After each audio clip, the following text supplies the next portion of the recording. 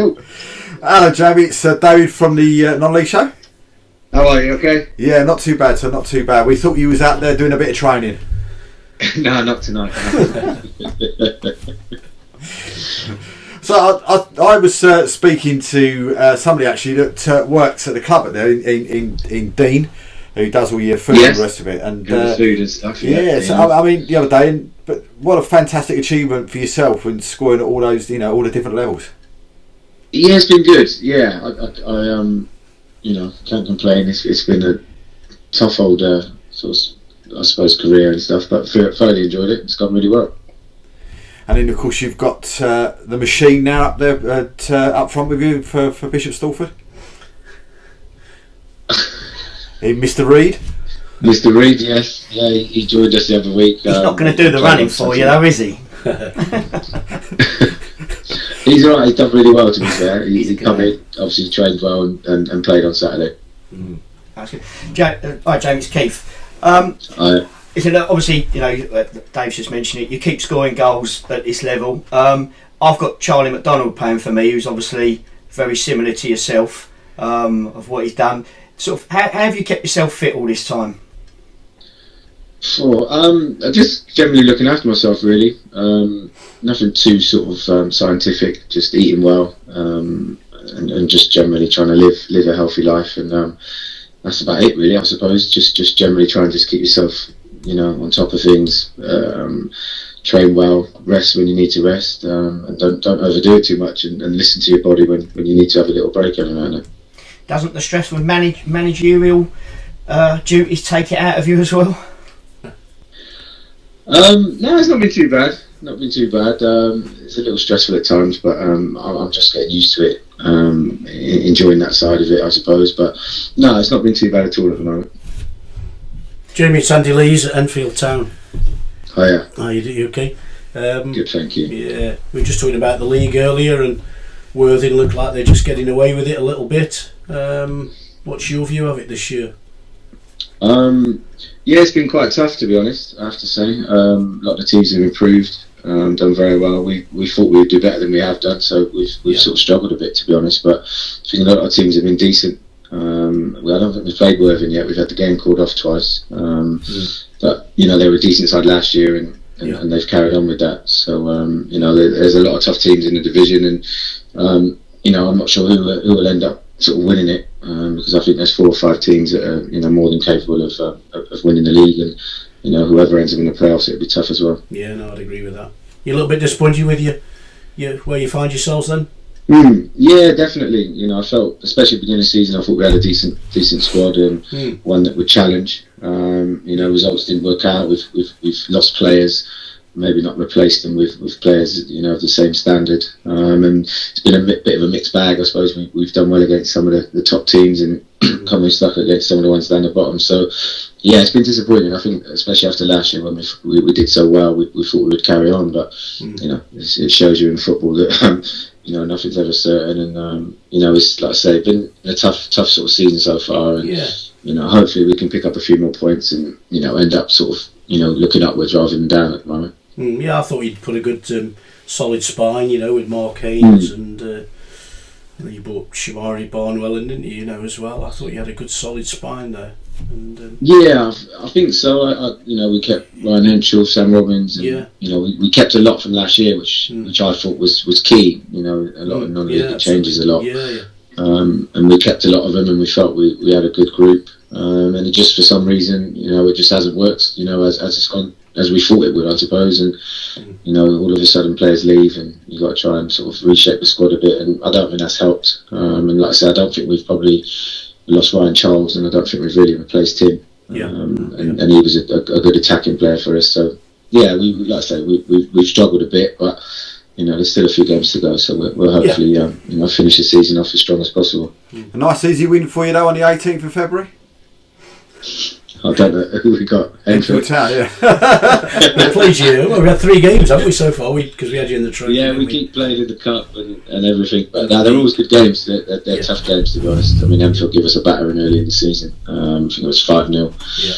And then we obviously drew in the cup, and then went to extra time in the replay. So they are normally tough games and quite tight, apart from the one beginning of the season. So they're a good side and got some very good players, and hopefully we'll be at it. And I say to our lot most weeks, as long as we perform to our best, we give ourselves a chance of beating anyone. But as soon as you don't, anyone can beat you, and that's it. We have to perform to our maximum to get results. Is there any side that stuck out for you at the moment this season? You thought, they're decent. To be fair, Cray Wanderers were good when we played them. We played them early on. Again, they beat us. I think it was 5-1 or 4-1, and they played very well. A good style of play. The centre forward was good. Held the ball up well and gets goals. They were good on the day. And I'd probably say them and Enfield when Enfield stuffed us. They're the probably two teams that would give us a real sort of battering. Most of the other games that we've lost, we've been involved and sort of had chances to get something out of it. But on those two occasions, Enfield and Cray, we were thoroughly beaten by better sides. So I would say those two sides. Very kind of you, Jamie. And we've lost a couple of players ourselves. We've lost Mo Fowle to the professional game. We lost Josh Davison as well. There's certainly a lot of players like that around in the league, that I always think can step up. And I think that's the biggest problem, I suppose, when you get the good players, especially the young ones. If they start performing very well, then they get poached, and that's what happens. And it's difficult, but it's one of them. If you can try and find sort of replacements, it does help. But it's hard to find, especially goal scorers. I've been looking to replace Mo, and we've got a bit of a reputation now, having sent two forwards into the professional game. It is very difficult, isn't it?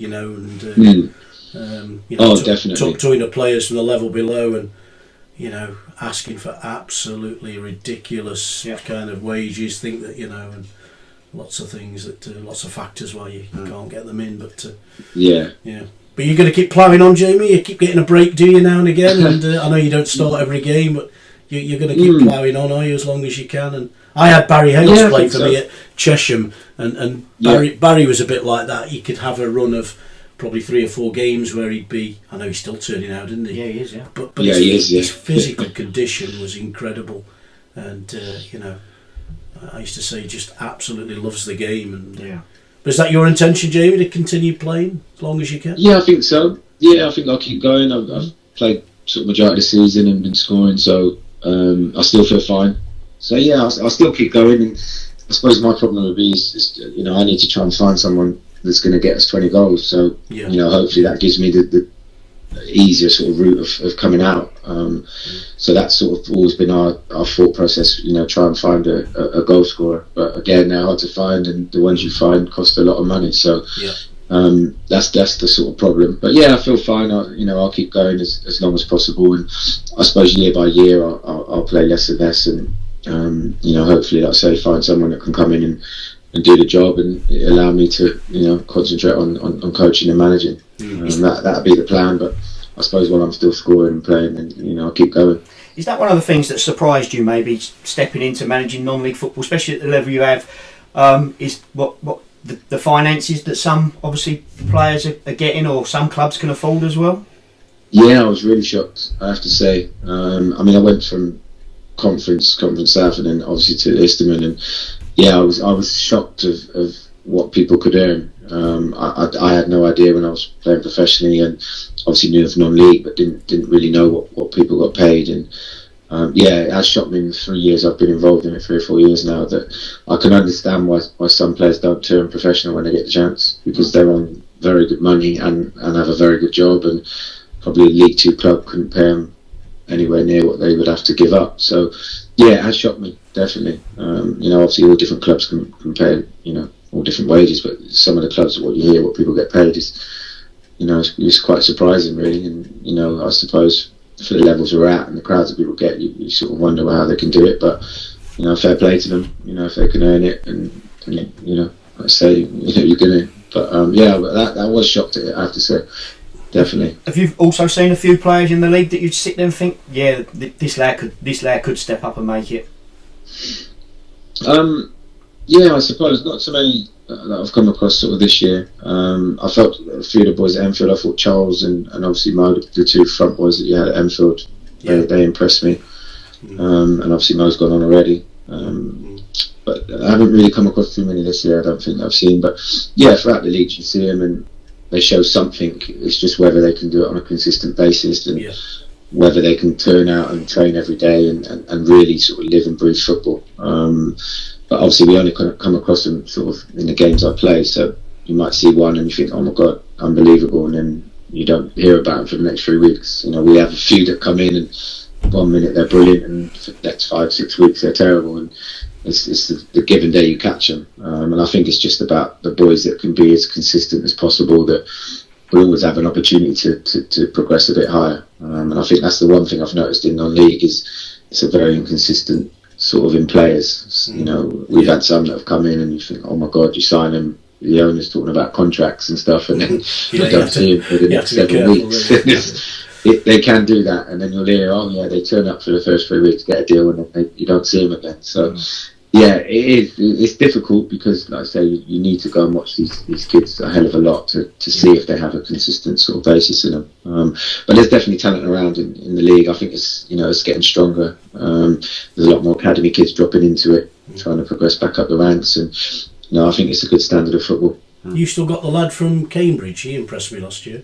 Is it he come in and he's gone back, Ben. Yeah, Ben, he was decent. He went on loan to Chelmsford.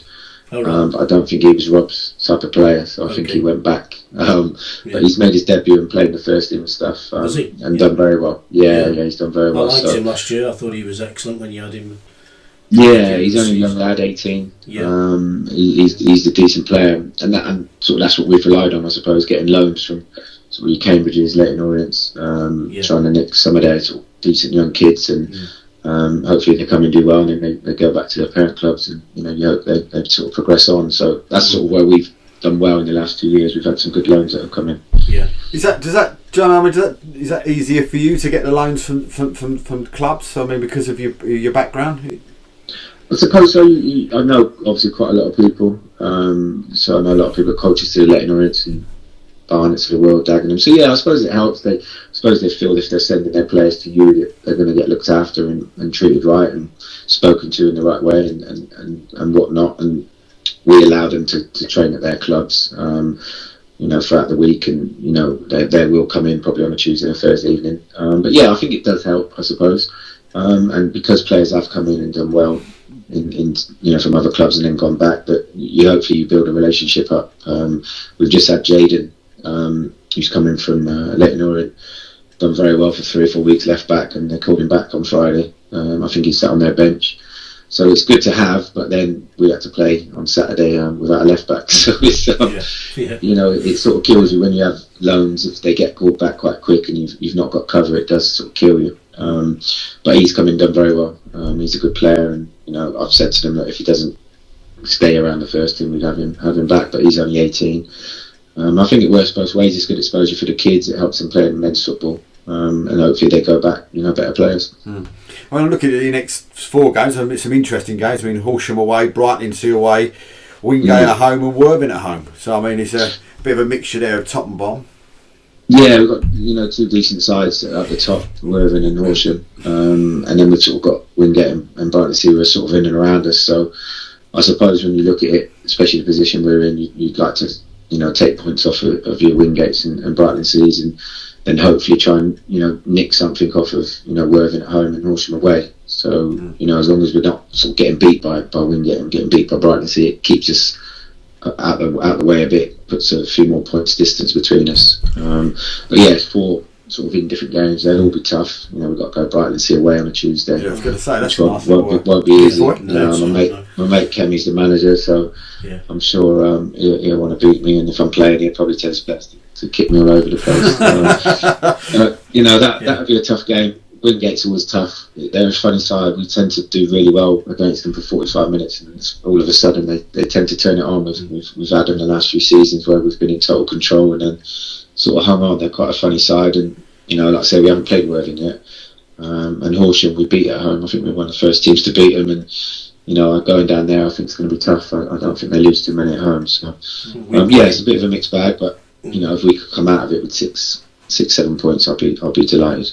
Is there games as a manager? And I've got 2 managers sitting by the side of me as well. But I mean, is there games as managers you look at and you think, Gosh, Street, I hope that one then get postponed for bad weather on the Saturday, and I've got to go up there on the Tuesday.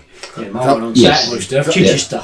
We're off to Margate in 2 weeks. The one I was looking at for you, Jamie, was the 15th of February, Bognor Regis. So I was just thinking, yeah, well, definitely. I mean, Brighton was one we didn't want, and that ended up doing. And we had Margate as well. That was a Tuesday after getting called off. We had to go up there on a Tuesday night, which, again, with people at work, you have to get people out at half days and stuff, and again, people wouldn't really think of that, but when you've got a long trip on a Tuesday night, some of your players might not be able to get out of work, and, it is difficult. So we managed to scrape through at Margate. We've got a win, and Brighton Sea is one where you don't want to probably go at the best of times, especially sort of on a Tuesday.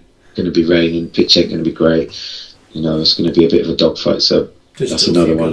But anywhere that's far, I would say, you don't want to somewhere you don't want to go. You don't want to be in my league and have to worry about Guernsey on a Saturday going, please don't get called off. Yeah. There you go. Yeah, exactly. Anywhere far, I would say, you don't want called off on a Saturday, and you've got treks down the country somewhere on a Tuesday night. Yeah. Well, I think one of the worst ones when I was with Harlow was the fact that we had Wroxham in the league, and because Harlow was the second newest club to Wroxham other than Dereham, it was one of those ones that they stuck on a Tuesday night. So I think it was the first away game of the season, and we were having to traipse up to Wroxham on a Tuesday night. Listen, guys, I did 10 years at Chesham in the Southern League, and it would invariably be Weymouth in the days of Bashley. I've done some Tuesday nights that you would not believe, and I can't tell you. And you get used to it, but. It would, like as Jamie says, you would end up having a cup run, and it would always be one of those clubs. That you'd end is there any one of those visits that you've been to that's turned out to be a really cracking visit because you come away with a really good result? Weymouth. Every time we went to Weymouth, we won. I don't know. I went up to Lowestoft when we first went in the Prem, and on a first Tuesday night, and got done 6-0. That wasn't too nice. That's nice. Yeah. I think the one I got caught on the motorway on the way. I mean, the one I was thinking of was with Harlow. We had to get to Bath. I think it was I don't think it was in the FA Cup or the trophy, whichever it was, and we had to go to Bath in a replay, and went up to Bath and beat them up at Bath. I think they were 2 divisions higher than us or whatever else. We turned up there and they hoarded us in a little corner and roped off area, and we were there and everybody else could go wherever we wanted, but we were only allowed in the corner. And Mr. Reed and all that scored on that night, and we ended up beating them, and they were not happy. I think everybody should do the Southern League. Come on, man. Part of your education. Yeah. So I mean, I suppose on the fun side, I mean, what's Dean like and his food? Any good? Who's that? Dean's food any good? Dean's food, yeah, it's not bad. Yeah, him and his old man do it. Yeah, they're not too bad, to be fair. They look after the boys. I have to say they've come in and done a good job, and they really look after everyone. They've been good. They've been in for since the back end of last year now, last season. So they're good people. Nice people to work with and stuff. So they've been very, very nice. Another transfer from Harlow. Yes, we've nicked them as well. Yes. Just going forward, Jamie, what sort of aspirations have you got for Bishop Stortford in a sort of period of time? Have they said anything to you? No, we haven't really sat down. Obviously, Steve works with me, and obviously owns the club and stuff. But we haven't actually sat down at the moment. There's a lot of plans sort of outside the club about maybe sort of new stadiums and moving forward that way. I would imagine, just me thinking on my feet, I would, like to be pushing in the next year or two, to try and get up to the south. I think the club's what it's got, the training facilities at the stadium, the fans, so we can sort of get through the door and we're doing well. I feel that it's a club that should be sort of pushing to be in the Conference South, definitely. But there hasn't really been any sort of sit down talks and saying, right, we need to be here in 2 or 3 years. I think, the outside stuff they probably want to sort out first, and then look to move forward. But I think we'd like to be in a stable sort of club in the Conference South, definitely. So Jamie, you finding it like the rest of us? Are you fully immersed in the management side? Are you out watching opposition and all the other stuff? I know, I appreciate you playing, and I get that. But are you enjoying that side of it? Do you enjoy that side? I try my best. Yeah. It's been, I suppose being haven't really been in, I suppose, full control, you know, because obviously with Steve alongside me as the owner, he, you know, it's like, we'll always have sort of the final say, I suppose, on a lot of things. But yeah, I'm enjoying slowly sort of building into it, I suppose, and, you know, hopefully I'm sure Steve at some point is going to go, right, here you go, take it fully on, and, you know, it all drops on you, and, you know, you see what happens. So yeah, I suppose this is all gearing up sort of towards that, getting me used to stuff, getting me used to dealing with him, you know, budgets and you know, everything else, player recruitment, watching games. So yeah, it's sort of building me up, and I'm hoping that by the time I probably say, right, I've had enough of playing, that I can then go into that fully and, you know, have a crack at it. I've enjoyed it, you know, I do enjoy it. I enjoy the management side and tactical sort of stuff, and trying to get players in and whatnot. Long-term ambition to manage as high as you can, as you did as a player?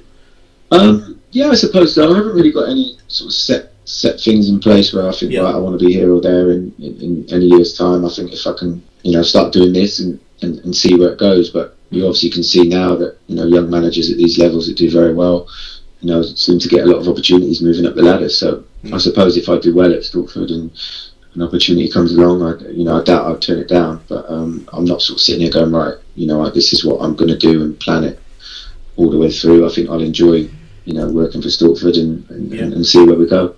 So Harlow haven't contacted you over there, vacancy then? No, not at the moment. All my missus' family are from Harlow, so the missus is from Harlow, so I haven't had a call yet. That was I thought that was a swap deal. You had Dean up there do the food, and you came down to manage them. We go down there, yeah. And then they probably got the better deal though. Probably. But I mean, the league itself. I mean, you know, are you surprised with the teams that are up there? You know, challenging, or was there something that's come out of it that you would expect? With Horsham, I suppose I didn't know too much about them. I knew they'd obviously got promoted.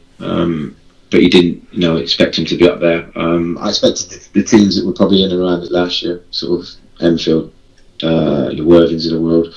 You know, I think when you looked at them, they were similar squads. They'd added probably decent players, but I didn't know really too much about Cray either and stuff. But you sort of tend to know now that when you're in the division, you sort of tend to know the teams that are going to be in and around it.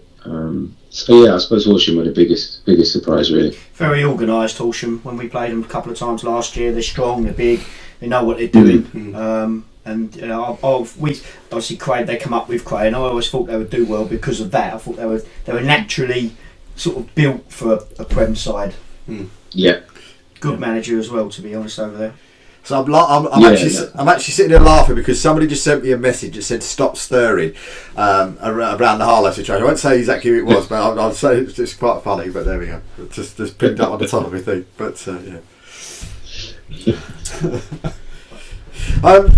Jamie, listen, I know you're a busy man, and thank you very much for coming on tonight. And it'd be great if that's okay. It'd be great if if I can contact you again and maybe get you to do My Life in Football with me, and we'll sit down and do a chat around your football career as well. So that'd be fantastic if that was a possibility. Yeah, no problem at all. That'd be fine. Magic. Thanks, Jamie. Wish you all the very, very best for the rest of the season, mate. Cheers, guys. Thanks very much. Thanks, mate. Cheers. Good luck.